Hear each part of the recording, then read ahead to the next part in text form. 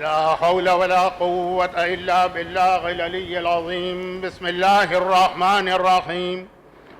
الحمد لله الملك الحق المبين قاسم الجبارين مبير الظالمين مدرك الحاربين رب الشهداء والصديقين، والصلاة والسلام على سيد المرسلين وخاتم النبيين ورحمة للعالمين وشفيع المذنبين والمخاطب بطه وياسين أبي القاسم محمد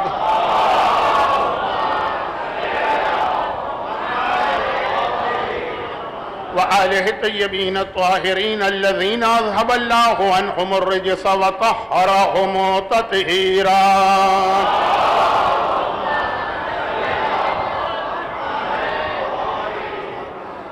سيما على الإمام المنتظر والحجة الثانية شرع أجل اللهم له الفرج، ولعنة الله على أعدائهم أجمعين من الأزل إلى الأبد.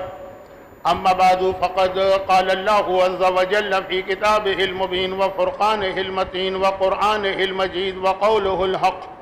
بسم الله الرحمن الرحيم. اليوم أكملت لكم دينكم وأتممت عليكم نعمتي ورضيت لكم الإسلام دينا.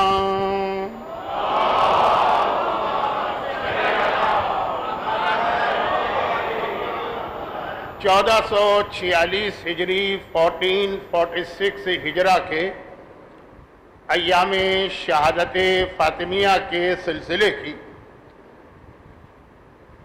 کمیونٹی ویلفیئر آرگنائزیشن کے زیر اہتمام یہ پہلی مجلس ہے میری، اور میں ابتدا ہی میں یہ عرض کر دوں کہ اب میں اپنی صحت اور عمر کے اعتبار سے اس قابل نہیں رہا ہوں کہ مومنین کی زیادہ خدمت کر سکوں. یہ ان بچوں اور نوجوانوں کا اصرار تھا کہ میں آ گیا، اگرچہ مجھے معلوم ہے کہ آپ میں سے اکثر کو مایوسی تو ہوگی، لیکن صف اعضاء پہ بیٹھنے کا ایک ثواب ہے اور شہزادی کونین کے مصائب کو سننا. میں بھی ٹوٹے پھوٹے الفاظ میں کچھ چیزیں عرض کروں گا. میری یہ عادت پرانے سننے والوں کو یاد ہوگی کہ میں کوئی ایک آیت لے کر 4 دن 5 دن 10 دن اس پہ گفتگو نہیں کرتا ہوں. موضوع ایک ہوتا ہے لیکن آیت بدلتی رہتی. تو جو آیت آج تلاوت کی گئی اتنی مشہور اتنی واضح آیت ہے کہ مجھے اس کے ترجمے کی ضرورت بھی محسوس نہیں ہو رہی، لیکن مجلس کا ایک طریقہ کار بھی ہے اور ذرا برکت بھی حاصل ہوتی. الیوم، آج کا دن وہ ہے کہ اکملت لکم دینکم، میں نے تمہارے لیے دین کو مکمل کر دی. واتممت علیکم نعمتی، اور جتنی نعمتیں میرے پاس ہیں اب میں نے سب سے بڑی نعمت عطا کر کے اتمام نعمت کر دیا. ورضیت لکم الاسلام دین، اور اب آج سے لے کے قیامت تک اسلام پسندیدہ دین قرار پائے. اس آیت پر علماء کرام کے مختلف خطابات، ارشادات، مجالس، پھر بہت سارے اس میں نکتے، بہت سی لطیف باتیں. الیوم کو کیوں کہا قرآن نے؟ رضیتو کا مطلب یہ ہے کہ اس سے پہلے والا دین جو ہے وہ اللہ کے نزدیک پسندیدہ نہیں ہے. یہ اتمام نعمت کا لفظ کیوں آیا؟ یہ آپ ساری زندگی سنتے رہے ہیں اور انشاءاللہ قیامت تک آپ سنتے رہیں گے. جہاں پہ وہ بات پہنچاتے ہیں کون؟ یہ علماء. اس کے آگے سے مجھ طالب علم کا ٹوٹا پھوٹا بیان شروع ہونے جا رہا ہے، اور وہ یہ، میں معذرت خواہ ہوں کہ عمر کے اس مرحلے پر میری آئی سائٹ بہت کمزور ہے. مجھے سامنے بیٹھے ہوئے مومن بھی صاف نظر نہیں آتے، تو اس لیے میری معذرت ہوگی کہ اگر کوئی دور سے سلام کرے، قریب سے سلام کرے اور میں اس کا جواب نہ دے سکوں، لازمی طور پہ یہ سلام اشارے سے ہوگا، تو یہ میری بد اخلاقی نہیں ہوگی بلکہ میری ایک جسمانی کمزوری.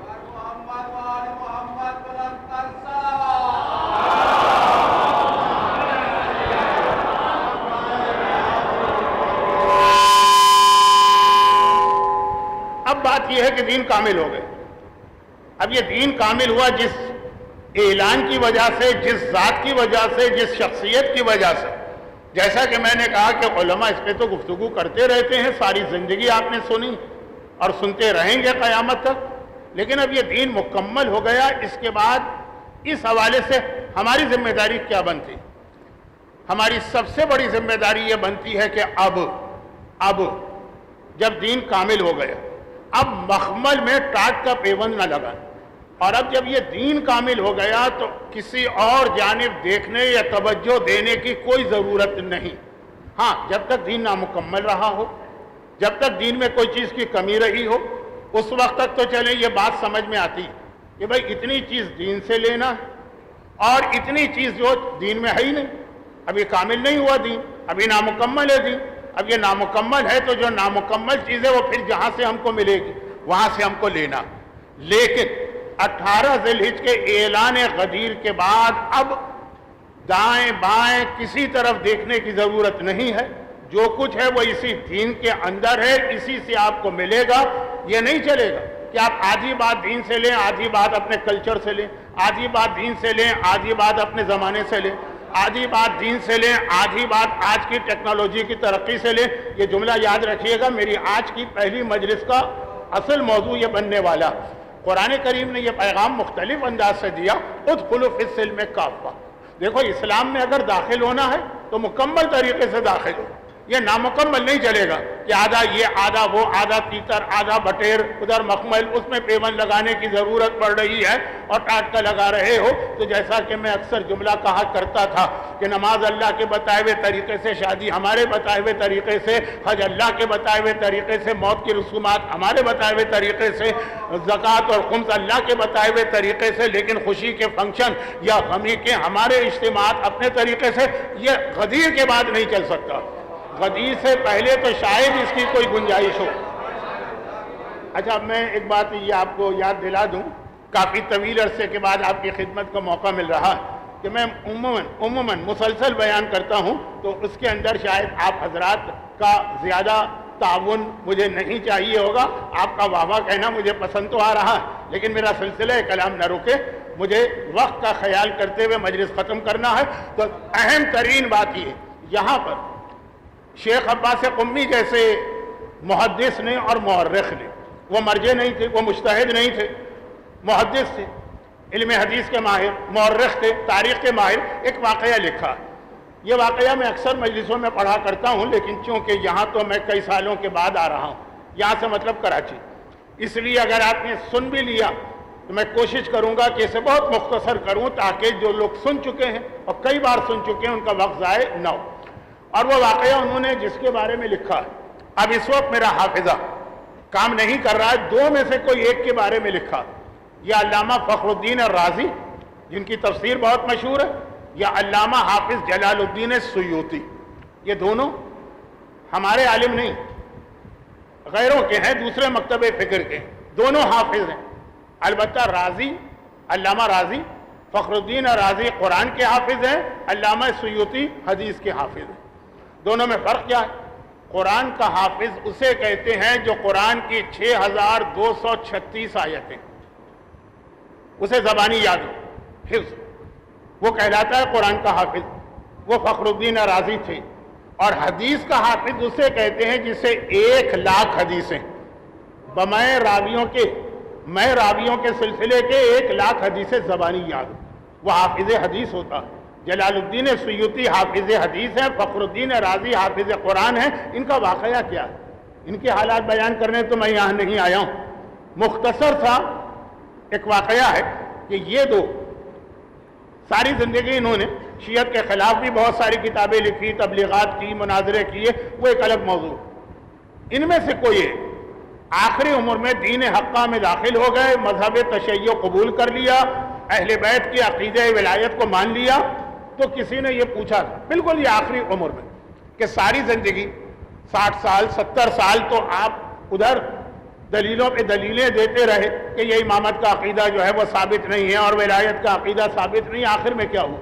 کہ بس آخر میں ایک چیز میرے دماغ میں آئی اور اٹک کے رہ گئی، اور ایسی وہ چیز۔ اچھا دیکھیے، آج کل تعصب اتنا زیادہ بڑھ گیا کہ اب وہ اس انداز کی علمی بحث نہیں ہوتی، اب تو مارم ماری ہوتی، اب تو بدتمیزیاں ہوتی، اب تو گالم گلوچ ہوتی اور اسی کو کہا جاتا ہے کہ اپنے دین کو ہم پھیلا رہے ہیں۔ اس وقت جو غیر شیعہ متعصب حضرات بھی تھے وہ کئی باتوں کو قبول کرتے تھے۔ مولا کی ولایت، الیوم اکملت لکم دینکم کی آیت کسی اور حوالے سے میرا موضوع ہے، لیکن بہرحال مولا کا تذکرہ تو بار بار اس آیت کے حوالے سے آئے گا۔ مولا کی ولایت کے حوالے سے جو مسلمانوں میں دو مکتب فکر، ایک ہمارا اور ایک برادران اہل سنت کا، ان میں بنیادی اختلاف ایک ہے۔ یہ ایک بنیادی اختلاف ہے جس کو آج کل وہ لوگ بدلنے کی کوشش کر رہے ہیں، لیکن پھر بھی کیونکہ ان کا تو سارا لٹریچر بھرا پڑا ہے اس چیز کہ اللہ کے رسول اس دنیا سے جب گئے تو کسی کو اپنا نمائندہ، اپنا جانشین بنا کے گئے، کسی کو سکسیسر مقرر کر کے گئے یا نہیں، بغیر جانشین بنائے ہوئے یہ کہہ کر چلے گئے کہ یہ فیصلہ امت کرے گی کہ اب کس کو اپنا حاکم ماننا۔ بنیادی اختلاف یہ کہ خلافت نصی ہے یا اجماعی، لوگوں کے کہنے سے بنتی ہے یا پیغمبر نے یہ ارشاد فرمایا۔ میں تفصیلات میں نہیں جا رہا ہوں کیونکہ وقت کم ہے، باتیں بہت ہیں، شہزادی کونین کا ذکر شروع کرنا ہے۔ یہ بنیادی اختلاف علامہ فخر الدین رازی یا جلال الدین سیوطی جو بھی ہو، دونوں بڑی اہم شخصیتیں ہیں، ٹاپ آف دا لسٹ آتی ہیں غیروں کے پاس۔ وہ کہتے ہیں کہ بس آخری عمر میں ایک بار میرے دماغ میں یہ خیال آیا کہ جو اسلام، اب یہ میں اکملتوں کو سمجھا رہا ہوں اس اینگل سے، جو اسلام اتنا مکمل دین اور اتنی ہدایتیں اور انسٹرکشنز ہمیں دیتا کہ ہماری زندگی کے چھوٹے سے چھوٹے مسئلے اور بڑے سے بڑے مسئلے میں اسلام کے پاس مسئلے کا کوئی نہ کوئی حل و سلوشن موجود ہے اور کوئی نہ کوئی ہدایت موجود ہے، یہاں تک کہ بڑے بڑے مسئلے چھوڑیے، چھوٹے چھوٹے مسئلے، آپ کے پیر جب آپ چل رہے ہوں تو ان کی ترتیب کیا ہونا چاہیے، اس تک کے بارے میں اسلام نے بتایا کہ اگر مسجد میں جاؤ گے تو پہلا پیر کون سا آگے بڑھانا ہے، بعد میں کون سا پیر، اور جب بیت الخلاء یا ٹوائلٹ یا واش روم جاؤ گے تو کون سا پیر پہلے بڑھانا ہے، کون سا پیر بعد میں بڑھانا ہے، اور خالی جاتے وقت نہیں، اور جب تم باہر آ رہے ہوگے۔ اب یہ چھوٹی چھوٹی باتیں تو ہمارے یہاں بھی لوگ بھولے ہوئے، لیکن ہیں تو نا ہدایتیں، ہیں تو انسٹرکشن۔ اور جب باہر آ رہے ہوگے تو مسجد سے نکلتے وقت کون سا پیر پہلے باہر نکالنا ہے اور کون سا پیر بعد میں، اور اسی طرح ٹوائلٹ سے باہر آتے وقت کون سا پیر پہلے باہر آنا چاہیے، کون سا بعد میں۔ اچھا، اتنی واضح یہ بات ہے کہ مجھے مسئلہ بتائے بغیر ہی یقین ہے کہ سب سمجھ رہے ہوں گے کہ مسجد میں جانے کی ترتیب کیا ہے، مسجد سے باہر آنے کی ترتیب کیا ہے، ٹوائلٹ میں جانے کی ترتیب کیا ہے، ٹوائلٹ میں آنے، پیروں کی ترتیب بتا رہا ہوں۔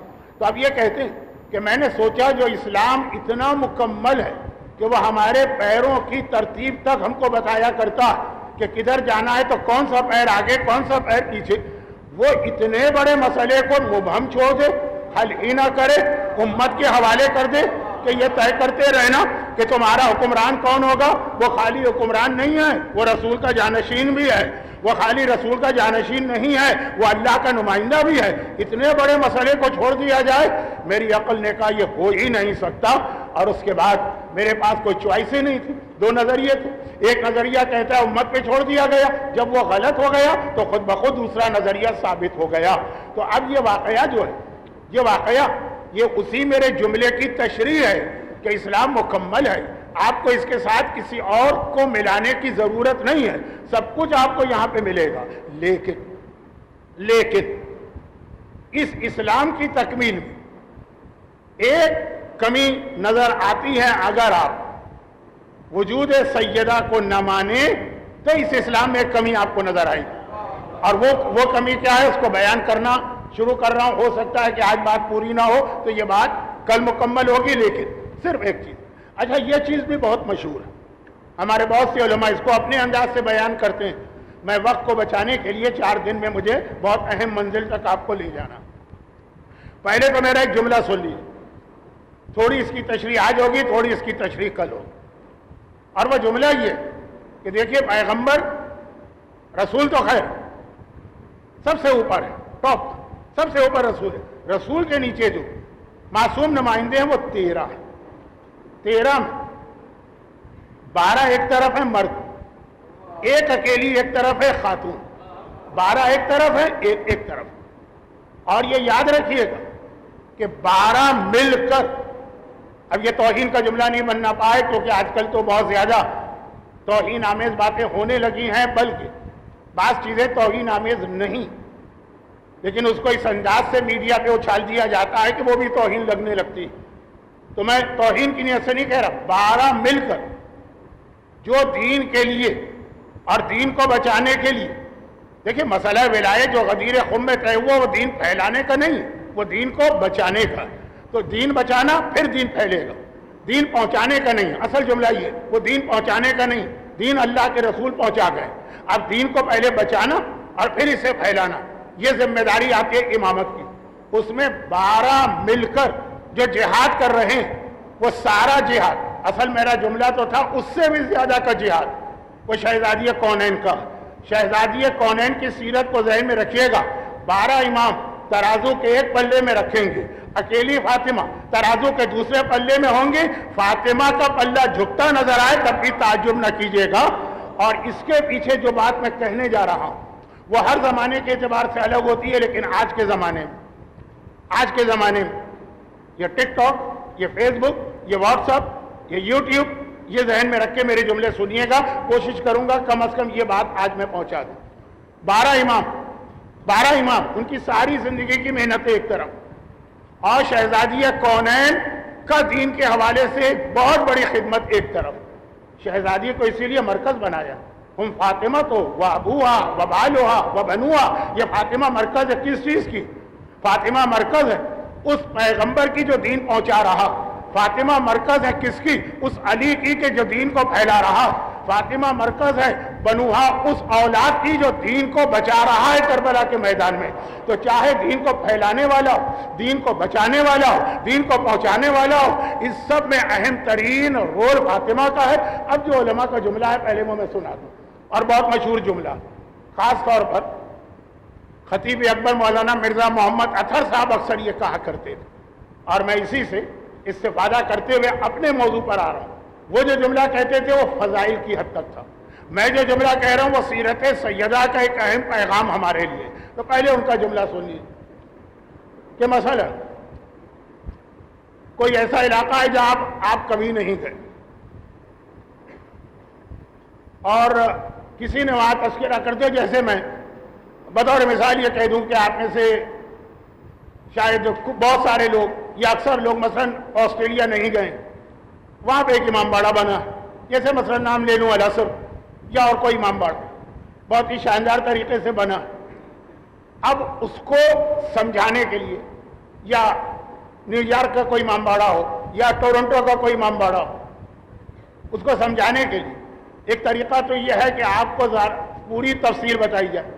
اب یہ آج کل تو یہ ویڈیو شیڈیو ٹک ٹاک سب چیزیں آ جاتی ہیں، پھر بھی آنکھوں دیکھی چیز کی جو معرفت انسان حاصل کرتا ہے نا، وہی تصویروں سے نہیں ہوتی ہے۔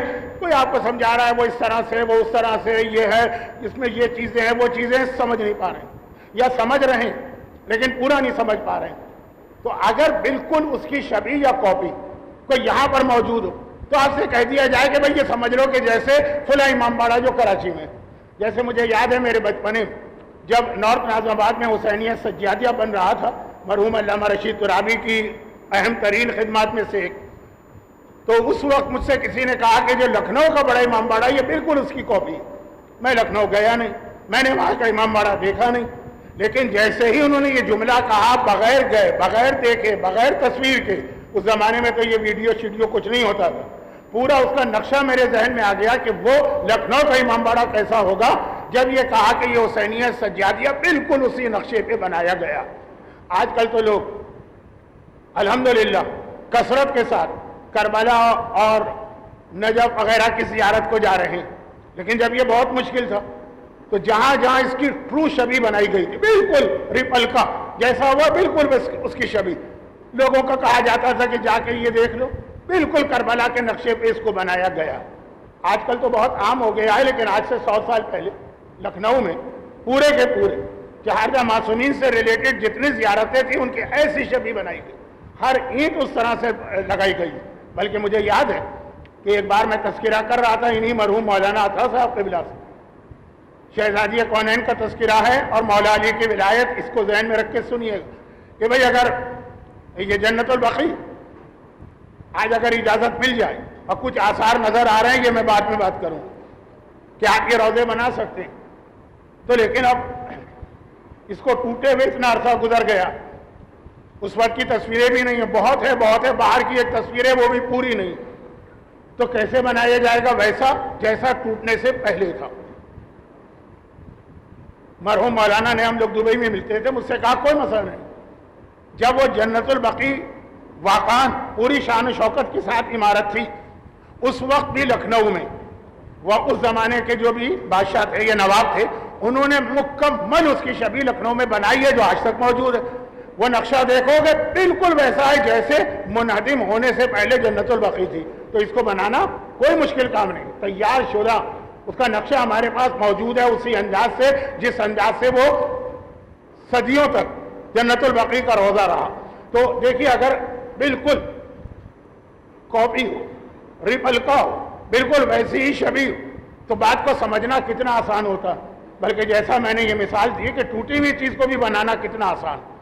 اب مسئلہ یہ کہ شہزادی کونین کا نام آپ سنتے ہیں، لیکن آپ کو یہ بھی معلوم، میں ایک سوال آپ سے کرتا ہوں، اس کے جواب آپ مت دیجیے گا، میں دوں گا۔ شہزادی کونین کا نام سنتے ہیں، شہزادی کونین کس فضیلت میں کم ہے، لیکن نام سنتے ہی ذہن میں پہلی چیز کیا آتی؟ حیا، شرم، حجاب۔ شہزادی کا نام سنتے ہی یہی ساری چیزیں آپ کے ذہن میں آتی ہیں۔ اب شہزادی ہیں حجاب میں، شہزادی کے فضائل امت کے سامنے آ نہیں سکتے ہیں حجاب کی وجہ سے۔ جو ایک خدمت شہزادی نے دین کی، یہ تو میں آپ کو آج کی مجلس کے آخر میں یا شاید کل کی مجلس میں بتاؤں جو میرا اصل موضوع ہے۔ 12 امام ایک طرف، شہزادی ایک طرف، لیکن فضائل فاطمہ، بلکہ یہ کتنی مشہور حدیث آج کل آپ سنتے ہیں، وما ادراک ما لیلۃ القدر، حدیث ہے نا امام کی کہ جیسے کوئی لیلۃ القدر یا شب قدر کو نہیں پہچان سکتا، اسی طرح ہماری دادی کو بھی نہیں، تو فضائل فاطمہ کو چھپانا ضروری۔ یہ جملہ جو میں کہہ رہا ہوں یہ ذرا غلط سینس میں مت لیجیے گا، حجاب کی اہمیت کی وجہ سے پروردگار نے کہا، توجہ سے سنیے گا کہیں کوئی آپ کو غلط فہمی میرے بارے میں نہ ہو کہ آج کل کے گستاخ لوگوں میں ایک نیا گستاخ چلا آیا، ویسے میں بہت پرانا ہوں کراچی کا، لیکن خیر، شہزادی کے فضائل سے زیادہ اہمیت پروردگار کی نگاہ میں شہزادی کے حجاب کی تھی۔ اس کی وجہ بھی ہے جو میں نے کہا، جو اصل میرا موضوع بن رہا ہے، شاید آج کی مجلس میں نہ پہنچ سکوں تو کل کی مجلس کے شروع میں وہ زیادہ اہمیت ہے۔ کتنی بڑی بات میں نے کہی، حجاب فضائل سیدہ سے زیادہ اہم ہے۔ کہا کہ ہاں، کیوں؟ اس لیے نہیں کہ فضائل کم ہے، اس لیے کہ فضائل کو پہنچانے کا کوئی طریقہ ہے دوسرا، حجاب کو پہنچانے کا کوئی طریقہ نہیں ہے سوائے فاطمہ کے۔ حجاب فاطمہ ہی پہنچا سکتی ہیں، لیکن باقی فضائل کا دوسرا طریقہ ہے۔ وہ دوسرا طریقہ کیا ہے؟ جو مثالیں میں آپ کو دے رہا تھا، لکھنؤ کے امام باڑے کی مثال، آسٹریلیا کے امام باڑے کی مثال، جنت البقیع کی مثال کا ہے دوسرا طریقہ، اور وہ کیا ہے؟ وہ پیغمبر کی ایک وہ حدیث، آج کل یہ پڑھا جاتا ہے، میں خود کہہ رہا ہوں کہ پیغمبر نے یہ فرمایا کہ اگر علی نہ ہوتے تو فاطمہ کی شادی نہیں ہو سکتی تھی، کیونکہ اس کائنات میں فاطمہ کا کوئی کفو ہے ہی نہیں، ہمسر ہے ہی نہیں، کفواً احد قل هو اللہ احد۔ یعنی شادی میں ایک حکم ہے کہ کوشش کرو کہ ایسی میچنگ ہو کہ شوہر بیوی بالکل ایک جیسے ہو۔ اب اس کے لیے مولانا زیدی صاحب کا جملہ تو آپ نے بہت سن لیا، مزہ بھی لیا ہے، لیکن آدھے منٹ کا جملہ ہے تو دوبارہ مزہ لے لیجیے۔ کہا کہ گھر چلتے اس وقت ہیں جب شوہر بیوی کی ایسی میچنگ ہو کہ اگر کبھی بیوی فخر سے یہ کہہ دے، فخر، ہمارے ہاں ابن شہر عاشور جیسے عالم نے اپنی کتاب مناقب میں ایک واقعہ لکھا کہ ایک بار مولا علی اور شہزادی فاطمہ میں مفاخرہ ہوا۔ مفاخرہ جیسے آپ نے لفظ سنا ہے نا، مناظرہ، ایک دوسرے سے بحث کرنا، مشاعرہ، ایک دوسرے کو شعر سنانا، مباہلہ، ایک دوسرے کے سامنے کھڑے ہو کے لعنتیں کرنا، مفاخرہ، ایک دوسرے پہ فخر کرنا کہ تم کون تو میں کون۔ ایک ہے بہت لمبی روایت، وہ فی الحال پڑھنے کا نہ وقت ہے نہ میرے موضوع سے مطابق ہے، لیکن کبھی کبھار ایک کیفیت ہوتی کہ یہ کہنا انسان کہنے لگتا ہے۔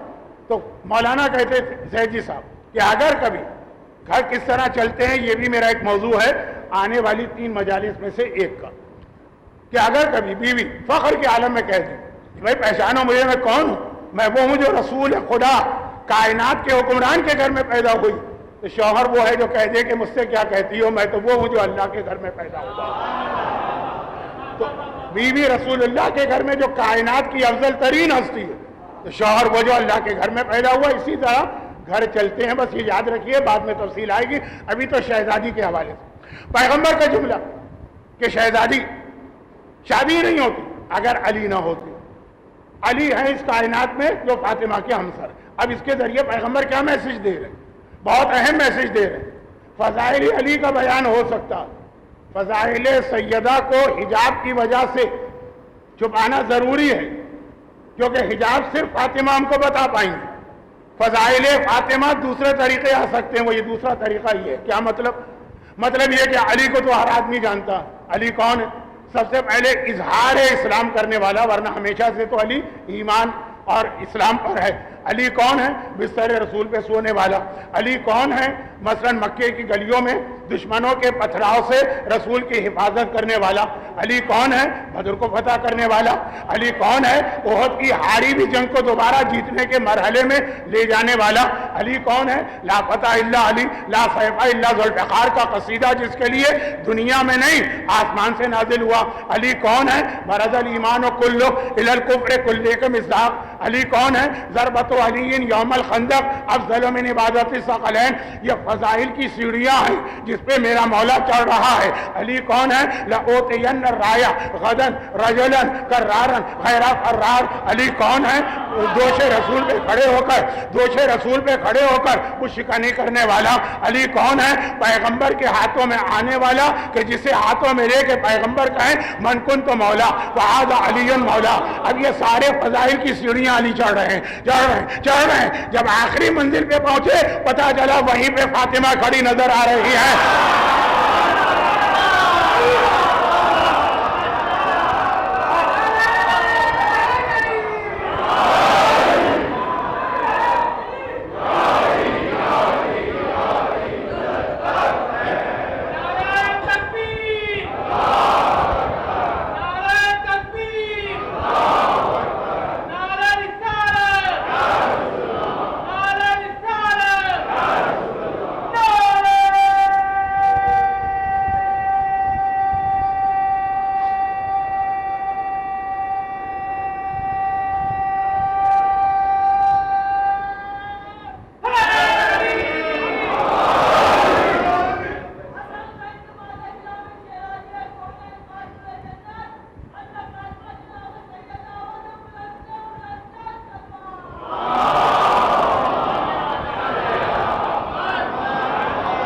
فاطمہ کون ہے؟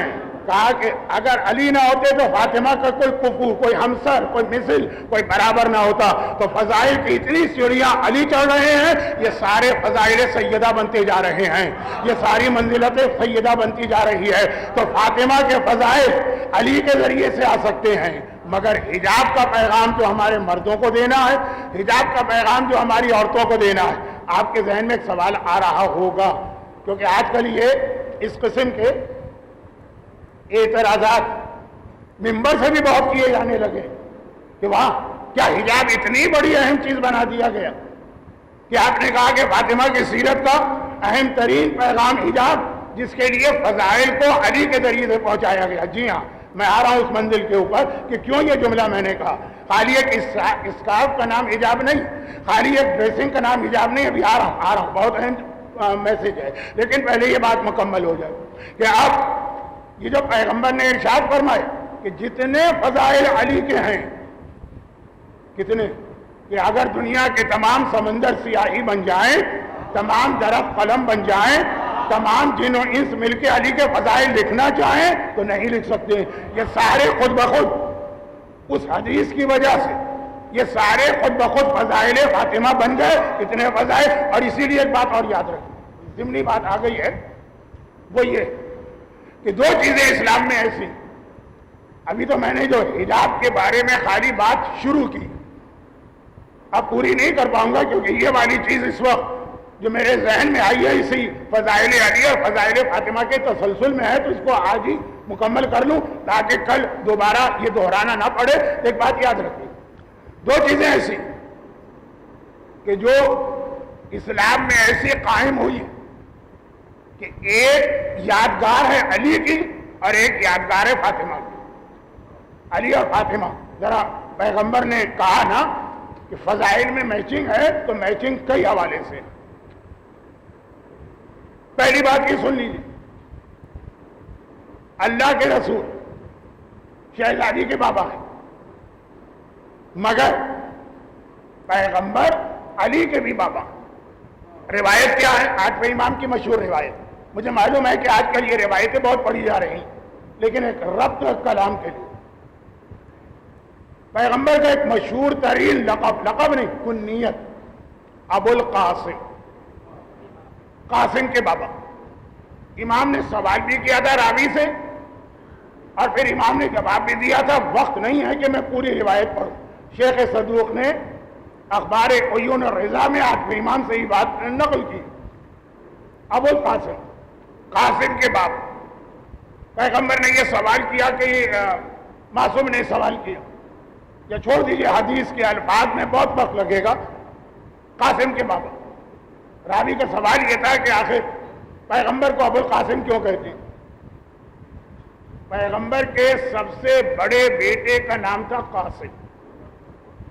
آج بھی حج پر جانے والے، عمرے پہ جانے والے جب مکے میں جناب خدیجہ کی قبر کی زیارت کرتے ہیں تو بالکل پہلو میں ایک چھوٹی سی قبر اور یہ زیارت وہاں پر پڑھائی جاتی کہ یہ جناب قاسم کی قبر، پیغمبر کے سب سے بڑے بیٹے جو باپ اور ماں کی زندگی میں انتقال کر گئے، اور اس طرح انتقال کر گئے کہ وہ سورہ جو شاید میں کسی ایک مجلس میں سرنامے پہ پڑھوں گا۔ میں نے عرض کیا نا کہ میں ہر مجلس میں الگ آیت تلاوت کرتا ہوں۔ وہ نازل ہوا، اِنَّا شَانِئَکَ هُوَ الْأَبْتَرُ،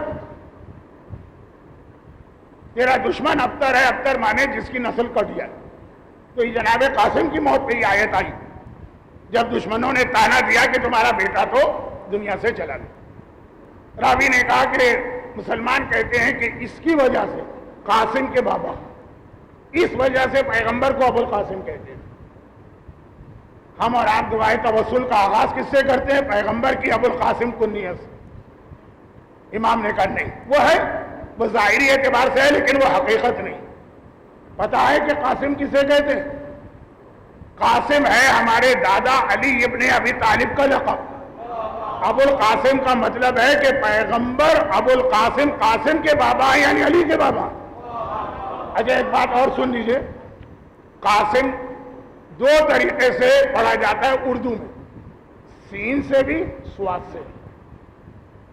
عربی میں تو سین کا اور سواد کا پروناؤنسیشن الگ ہے، اردو میں ایک ہے۔ علی دونوں طریقے سے قاسم، سین سے پڑھے تب بھی پیغمبر کی کنیت تو سین سے ہی، اور سواد سے پڑھے تب بھی۔ علی کے دونوں لقب سن لیجئے، قاسم سین علی کا ایک لقب، قاسم سواد علی کا دوسرا لقب۔ سواد والا قاسم کیا ہے؟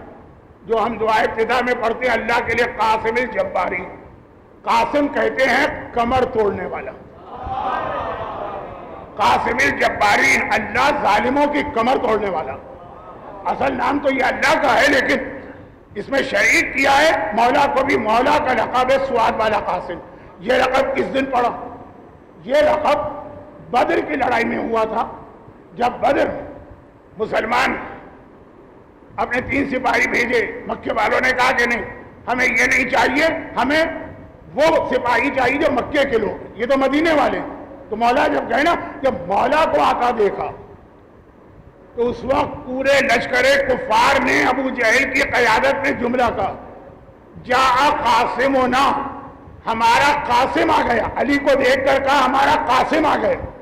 کیا مطلب؟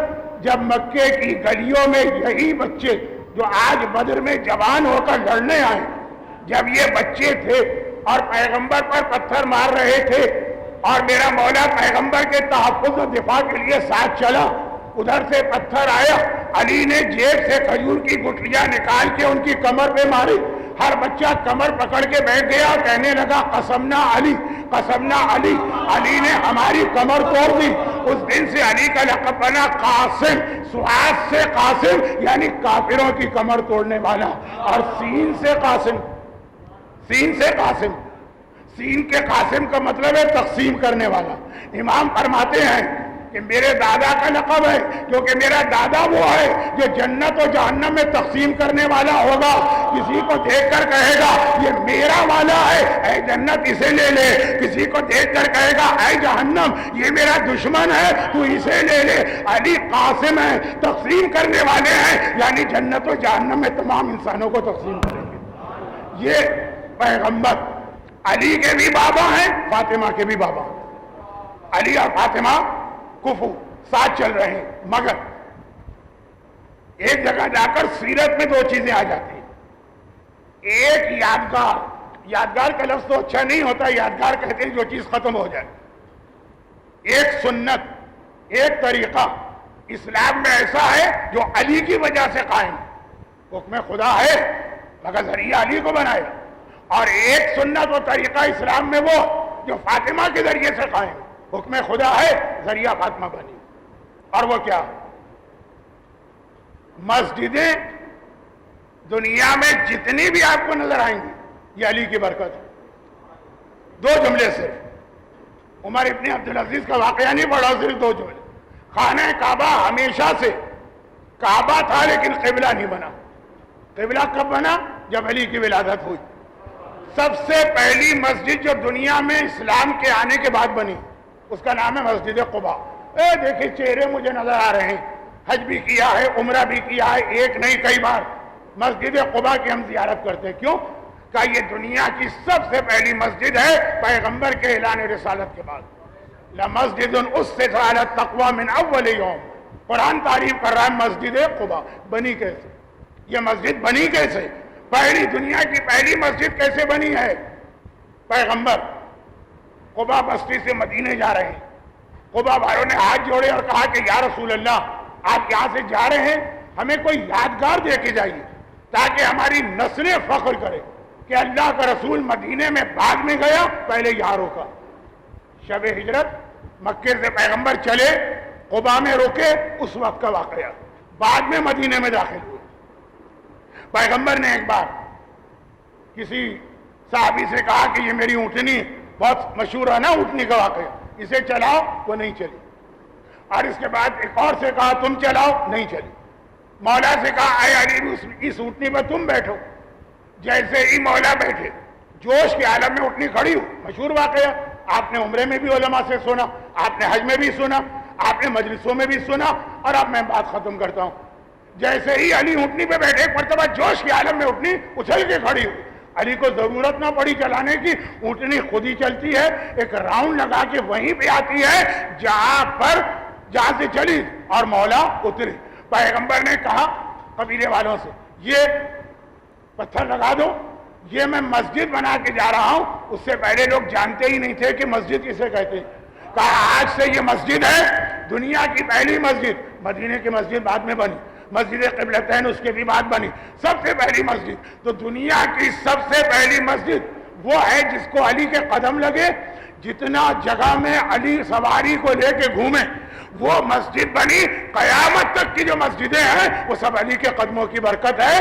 مسجدیں آپ کو نظر آئیں گی علی کی وجہ سے۔ اب سنیے دوسری بات، دونوں میں نے کہا دو چیزیں، یہ دو معصوم ہم کو ایسا دے کے گئے ہیں، وہ دو معصوم جو کفر، ساری مسجدیں علی کی وجہ سے۔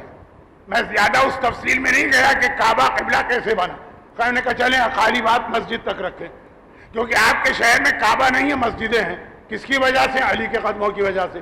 جتنی جگہ علی اونٹنی کو لے کے چلے، جہاں سے بیٹھے تھے علی کے پیر لگے، آخر میں جہاں اترے تھے علی کے پیر لگے۔ یہ ہے دنیا کی پہلی مسجد۔ اور دنیا میں جتنے امام باڑے، آپ امام باڑہ کہیں، آپ عزا خانہ کہیں، آپ امام بارگاہ کہیں، آپ عاشور خانہ کہیں، آپ حسینیہ کہیں، جو نام بھی دیں، یہ ساری کی ساری بنائی ہیں فاطمہ نے۔ مشہور روایت نا، مولا نے دیکھا، یہ میں مصائب میں کل یا پرسوں پڑھوں گا، آج مصائب میں نہیں پڑھ رہا ہوں. مولا نے دیکھا کہ شہزادی واپس آئی ہیں بابا کے ماتم سے, چہرے کی ساری کھال جھلس گئی. ایک مرتبہ گھبرا کے پوچھا, بنت رسول یہ کیا حالت ہے؟ کہا جس درخت کے نیچے بیٹھ کے میں بابا کا ماتم کرتی تھی وہ درخت کاٹ کے پھینک دیا گیا. فاطمہ نے ماتم نہیں روکا, درخت کٹ گیا کٹ جائے. وہی تپتی ہوئی زمین پر جلتے ہوئے سورج کے نیچے سارا دن فاطمہ نے ماتم کیا. اور پھر فاطمہ نے ایک جملہ کہا, یہ جملہ جو معراج کا پیغام ہے اس سے بھی ریلیٹڈ ہے, اس کے اندر آنے والی ایک مجلس کا ایک اور موضوع ہے وہ بھی اس کے اندر ہے, لیکن اس کی طرف اشارہ بھی نہیں کر رہا ہوں. ایک جملہ کا مولا اے ابو الحسن, میں نے آج تک آپ سے کسی چیز کی فرمائش و خواہش نہیں کی, صرف ایک خواہش ہے میری, اب آپ میرے لیے کوئی ایسی جگہ بنا دیجئے جہاں بیٹھ کر میں اپنے بابا کا ماتم کروں. ابھی میں منزل مصائب پہ نہیں آ رہا ہوں, چند لمحے, زیادہ دیر بھی نہیں باقی. مولا نے سلمان فارسی کو ملایا, اپنے ساتھ ملایا اور ایک کمرہ بنایا جسے بیت الاحزان کہتے ہیں, بیت الحزن بھی کہتے ہیں. یہ کس کام کے لیے بنایا گیا؟ یہ نماز کے لیے نہیں بنایا گیا, یہ دعاؤں کے لیے نہیں بنایا گیا, یہ تسبیح پڑھنے کے لیے نہیں بنایا گیا, یہ ذکر خدا کے لیے نہیں بنایا گیا جو مشہور ذکر خدا کے معنی, ورنہ تو ذکر حسین بھی ذکر خدا ہے, ذکر علی بھی ذکر خدا. یہ بنایا گیا صرف ماتم کے لیے, یہ بنایا گیا صرف رونے کے لیے. تو دنیا میں جہاں کوئی مسجد نظر آئے احترام سے سر جھکا لے, یہ میرے مولا کی یادگار ہے. اور کوئی امام باڑہ نظر آئے تو احترام سے سر جھکا لے, یہ کائنات کی شہزادی کی یادگار ہے. جب تک مسجدیں ہیں علی کا وہ پیغام چل رہا, اور جب تک امام باڑے ہیں قیامت تک رہیں گے. جب تک تو میں نے خالی محاورتاً کہا فاطمہ, تو ایک یادگار علی, ایک یادگار فاطمہ. اور اسی وجہ سے جو دو عبادتیں بن رہی ہیں ہمارے یہاں بلا وجہ اس کو ٹکرا دیتے ہیں.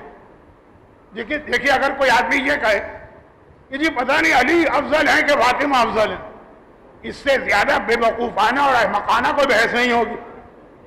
ہر مومن کہے گا. لیکن کبھی ہمارے یہاں ایک سوال ہو جاتا ہے, نماز افضل ہے کہ ماتم افضل؟ بھائی نماز مسجد میں ہے, مسجد علی. ماتم امام باڑے میں ہے, ماتم فاطمہ. میں یہ نہیں کہہ رہا ہوں کہ علی نماز پڑھتے تھے ماتم نہیں کرتے تھے, علی کا ماتم بھی تاریخ میں یادگار ہے. میں یہ نہیں کہہ رہا ہوں کہ فاطمہ ماتم کرتی تھی اور نماز نہیں پڑھتی تھی. ارے فاطمہ اور نماز کا تو رشتہ ایسا ہے. ایک جملہ سن لیجئے جو علامہ طالب جوہری کا ہے, ان کا جملہ نہیں بتا رہا ہوں, اس کے آگے اس طالب علم کا ایک اضافہ ہے. میری کوشش ہوتی ہے کہ جو ہمارے ممبر کے خدمت گزار بڑے بڑے علماء دنیا سے چلے گئے لوگ ان کو یاد رکھیں. ان کا جملہ نہیں, ان کے جملے میں میرا اضافہ سن لیجیے. وہ حدیث غدیر کو سمجھا رہے, جہاں سے بات شروع ہوئی تھی الیوم اکملت, تو وہی پہ اختتام ہو رہا ہے آج کی مجلس کا.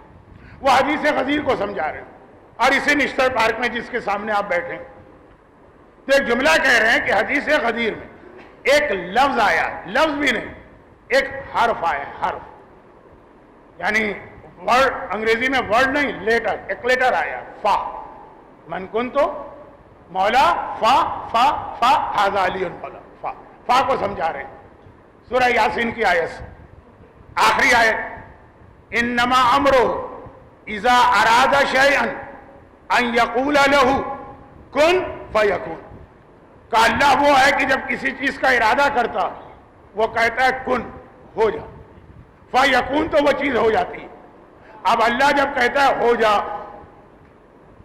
تو وہ جو چیز ہو جاتی ہے اس میں کتنا ٹائم لگتا ہے؟ 1 سال, 6 مہینے, 1 مہینہ, 1 دن, 1 گھنٹہ. بھائی کن فیکون کے کیا معنی؟ کن ہو جا, یکون معنی ہو جاتی ہے, وہاں پہ لفظ آیا فیکون, بس وہ ہو جاتی ہے, فوراً وہ ہو جاتی ہے. تو اللہ کے کہنے اور چیز کے بننے میں کتنا ٹائم لگتا ہے؟ 1 منٹ نہیں, 1 سیکنڈ نہیں, اس سے بھی کم. اب آج کل تو مائکرو سیکنڈ ویکنڈ سے لوگ سمجھ لیتے ہیں. ادھر اللہ نے کہا کن, وہ چیز فوراً ہو گئی. تو یہ فے کی طاقت ہے کہ ادھر کا ہو جاتی ہے. اب فے کی طاقت کو غدیر میں سمجھیے. کہا من کنت مولا فہذا علی مولا, جس کا میں مولا ہوں. فے سے کہا بس علی اس کا مولا ہے. یعنی جتنا ٹائم کن و یکون میں لگے گا اتنا ہی ٹائم رسول کی ولایت اور علی کی ولایت کے بیچ میں لگے گا. وہ کوئی ٹائم ہی نہیں ہے. ادھر کہا ادھر ولایت ہو گئی. یہ تو علامہ کا جملہ تھا, مرحوم علامہ کا. اب اس طالب علم کا جملہ سنیے. لوگ کہتے ہیں مولانا مجمع کے پورے جوش کو ٹھنڈا کر دیتے ہیں, یہ جملہ کہے گا. یہ حق ہے زہرا کا. وہ کیا ہے؟ اب دیکھیے فے کی طاقت. فے کیا ہے؟ اللہ کے لیے آیا کن فیکون, علی کے لیے آیا من کن تو مولا فعلی مولا. فے کی طاقت. اب ذرا فاطمہ کے لیے سنی. اے رسول ہم نے تمہیں فاطمہ عطا کی, انا اعطیناک کل کوثر ہم نے فاطمہ دی. فاطمہ دیے تو تمہیں کیا کرنا ہے؟ فصلی لربک, بس تمہیں نماز پڑھنا ہے.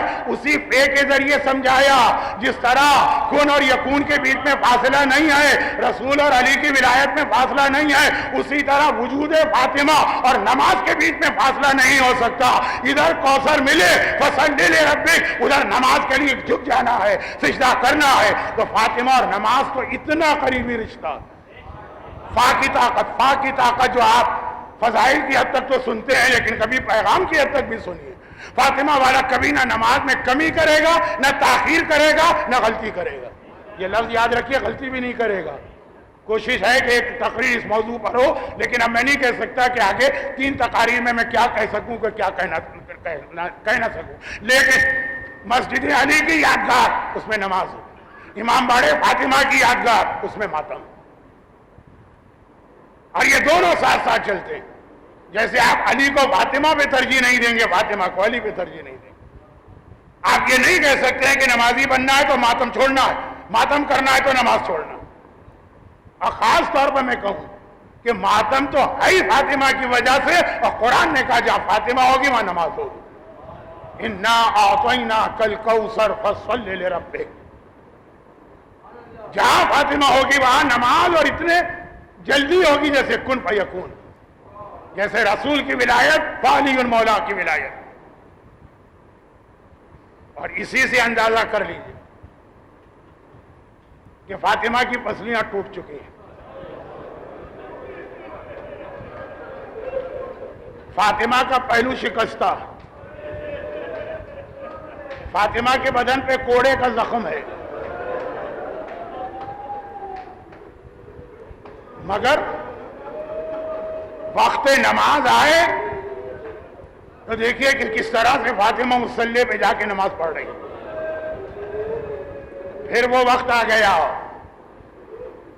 کہ زخم تو بڑھتے جا رہے ہیں نا, وہ وقت آ گیا کہ فاطمہ کے لیے چلنا مشکل ہو گیا. آپ میں سے جو لوگ مدینے میں حجرہ فاطمہ دیکھ چکے ہیں, وہ حجرہ فاطمہ کتنا بڑا, ارے آپ کے گھر کا بیڈ روم جو ہے اس سے بھی چھوٹا ہوتا ہے اس کا کمرہ, چھوٹے چھوٹے کمرے, اتنا سا کمرہ. فاطمہ کے لیے اپنے بستر سے جان نماز تک جانا کتنے قدم کا فاصلہ ہوگا, یہ مشکل ہو رہا ہے. لیکن فاطمہ جاتی ہیں, اور کس طرح جاتی ہیں یہ تاریخ سے پوچھیں. اس طرح سے جاتی ہیں کہ ایک ہاتھ دیوار پہ رکھتی ہیں, دوسرے ہاتھ سے ٹوٹی ہوئی پسلیوں کو سنبھالتے ہیں. ٹوٹی ہوئی پسلیوں کو سنبھال کر دیوار پر ہاتھ رکھ کر مصلی پہ جاتی ہیں اور نماز پڑھتی ہیں. اور فاطمہ کا ماننے والا کبھی حیرت سے کہے کہ ہم ماتم کر رہے ہیں, ہمارے پاس نماز کا وقت نہیں, کیا تمہارا ماتم فاطمہ کے ماتم سے بڑا ماتم ہے؟ کائنات میں فاطمہ سے زیادہ بڑا ماتمی کون گزرا ہے؟ اس نے 2 ماتم کیا, دونوں ایسے کہ کائنات میں کوئی ماتم نہ کر سکا. اس نے بابا کے بھی ماتم کیا اور اس نے اپنے لال حسین کا بھی ماتم کیا, مگر اس میں بھی ٹوٹی ہوئی پسلیاں سنبھال کی جاتی تھی, نماز پڑھتی. اور فاطمہ کی کیفیت, اب دیکھیے یہ آپ نے بھی جملہ سنا نا, یہ آخری تاریخوں کی حالت, لیکن اس سے پہلے بھی فاطمہ जिस दिन से बदन पे कोड़ा पड़ा उस दिन से फातिमा बीमार है। लेकिन एक जुमला अंग्रेजी में कहा जाता है, चले उर्दू का लफ्ज़ है, मसाइब में अच्छा नहीं लगा, जिस्मानी तशद्दुद से बड़ा जहन का तशद्दुद होता है, मेंटल टॉर्चर। फातिमा ये सब बर्दाश्त करने, लेकिन जब ये कहा गया कि आप मदीने में अपने बाप का मातम नहीं कर सकते, या दिन को मातम करें या रात को मातम करें, फातिमा ने रात हुजरे में फातिमा को गुजारना है, दिन का वक्त इंतखाब किया। अब रोज आना सुबह को फातिमा का तरीका सुन लीजिए। फातिमा रोज आना फजर की नमाज के बाद घर से बाहर निकलती, सामने जन्नतुल बकी का कब्रिस्तान है, उसको क्रॉस करके उसके बिल्कुल पीछे खुला वीराना जहां पे खजूर का एक दरख्त है, उसके नीचे जाके बैठ जाती हैं और सारा दिन फातिमा वहां मातम करती है। फिर वो दरख्त काट दिया गया, जैसा आपने आज तकरीर के बीच में सुना। और जब फातिमा घर से निकलती हैं, मगरिब के करीब वापस आती, तारीख ने लिखा फातिमा का जाना और आना। हसन ने माँ का पहलू पकड़ा हुआ है, हुसैन ने माँ का हाथ थामा हुआ है, फातिमा के सीधे हाथ में असा है, फातिमा असा के सहारे चल के जाती हैं बैतुल हुज़न तक, जब तक खजूर का दरख्त था तो वहां तक, और शाम को इसी तरह आती है कि एक हाथ में असा है, दूसरे हाथ में हुसैन का हाथ। सारा दिन फातिमा बैठ के खजूर के दरख्त के नीचे मातम करती। और एक वो दिन आया जब खुले आसमान के नीचे आपने सैकड़ों मजलिसों में शिरकत की है, हजारों मजलिसों का बयान सुना है। ऐसी कोई मजलिस तारीख आलम में नहीं देखी होगी जहां मजलिस पढ़ने वाली मासूमा हो और मजलिस सुनने वाले दो मासूम इमाम। मजलिस पढ़ने वाला भी मासूम, सुनने वाले भी मासूम। अब मुझे ये नहीं पता कि फातिमा ये जो मजलिस पढ़ती हैं इसमें क्या पढ़ती, लेकिन इतना यकीन है कि अपना लिखा हुआ नोहा तो जरूर पढ़ती होंगी। सुब्बत अलैया मसाइब लौ अन्ना, सुब्बत अलैया में सिर न लिया।